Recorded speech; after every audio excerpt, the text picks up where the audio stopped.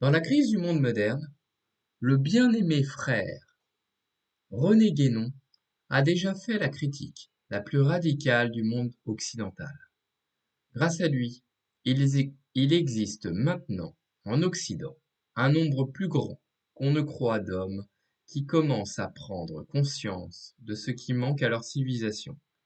S'ils en sont réduits à des aspirations imprécises et à des recherches trop souvent stériles, si même il leur arrive de s'égarer complètement, c'est parce qu'il manque de données réelles auxquelles rien ne peut suppléer, et parce qu'il n'y a aucune organisation qui puisse leur fournir la direction doctrinale nécessaire. Fin de citation.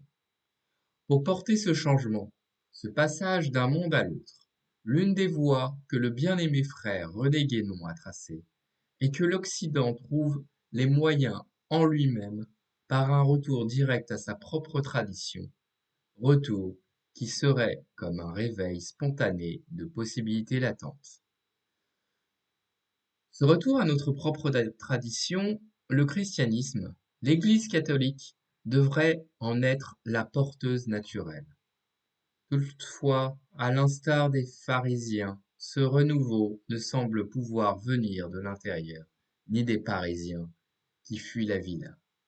Essénisme des temps modernes, la franc-maçonnerie, ordre initiatique traditionnel, pourrait se comparer à la cellule organique, et plus spécialement à l'œuf, qui contient un être en puissance de devenir.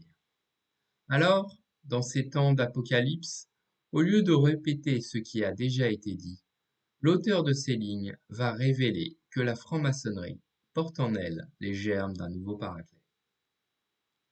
Pour ressusciter cette perception, nous retournerons au principe de la religion et de son étymologie, qui est de relire pour mieux relier.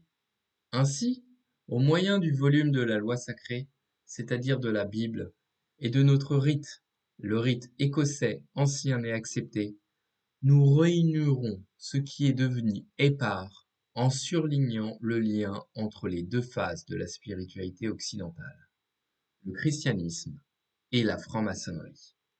Ce constat fait, nous démontrerons au moyen du langage symbolique que la franc-maçonnerie peut être vue comme l'héritière et successeur du christianisme, avec pour symbole l'étoile flamboyante et pour message entrer dans les voies qui nous sont tracées.